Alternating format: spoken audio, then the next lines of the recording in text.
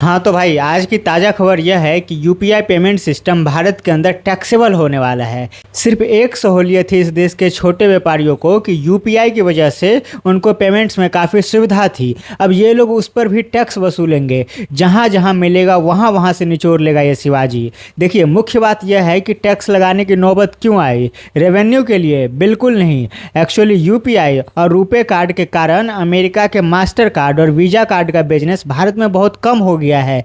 और देखिए, यही तो हमारी सक्सेस थी, यही तो हम लोग चाहते थे कि हमारी देश की चीज़ें हम यूज करें, आत्मनिर्भर भारत। तो इसी कारण से अमेरिका ने भारत सरकार के ऊपर यह प्रेशर बनाया कि वह यूपीआई के ऊपर टैक्स लगाए, ताकि उनकी कंपनीज मास्टर कार्ड और वीज़ा कार्ड में प्रॉफिट कमा सके।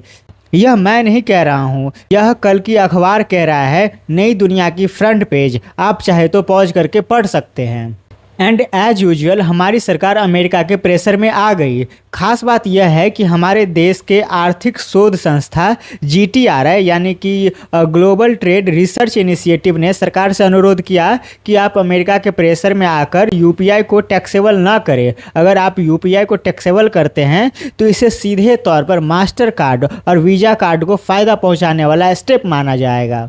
बड़ी बात यह है कि GTRI की इतनी इम्पोर्टेंट रिपोर्ट आने के बाद भी सरकार ने 3 घंटे के अंदर अंदर अपने टैक्स लेने वाले अधिकार को लोकसभा में पास करा दिया। देखिए, कोई भी लोक कल्याण और जन कल्याण का बिल लोकसभा में पास होने में सालों लग जाते हैं, पर जैसे ही टैक्स वसूलने का कोई बिल आया तो 3 घंटे के अंदर अंदर वो बिल फ्लोर पर भी आ गया और पास भी हो गया और कोई हल्ला भी नहीं हुआ। इसमें सबसे इम्पोर्टेंट बात ध्यान देने वाली यह है कि जो प्रेशर अमेरिका ने इंडिया पर लगाया, वैसा ही प्रेशर अमेरिका ने ब्राज़ील के सिस्टम पर भी लगाया। ब्राज़ील का जो यूपीआई सिस्टम है वो पिक्स है, वो भी हमारे यहाँ के सिस्टम यूपीआई की तरह काम करता है, जो इंस्टेंट पेमेंट ट्रांसफ़र करता है। ब्राज़ील के लोग भी हमारी तरह वहाँ पर पिक्स सिस्टम यूज करते हैं।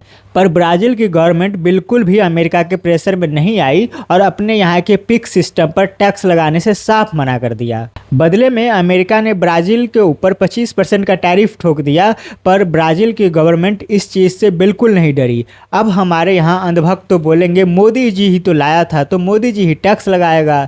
भाई, आपको बता दूं कि 2012 में रुपे कार्ड लॉन्च हुआ था, 2012 में IMPS लॉन्च हुआ था, जिसे national payment corporation of India ने लॉन्च किया था, और यूपीआई उसी का टेक्निकल प्रीडिसेसर है। कोई एक दिन में तुम्हारे मोदी जी ने पूरा यूपीआई लॉन्च नहीं कर दिया है। पुरानी गवर्नमेंट ने इलेक्ट्रॉनिक पेमेंट सिस्टम पर अपना फोकस किया, उसी के कारण उनको बैक सपोर्ट मिला कि ये यूपीआई लॉन्च कर सके। और ब्राज़ील के अंदर यूपीआई कैसे लॉन्च कर दिया गया? ब्राज़ील गवर्नमेंट में तो मोदी जी नहीं है। पर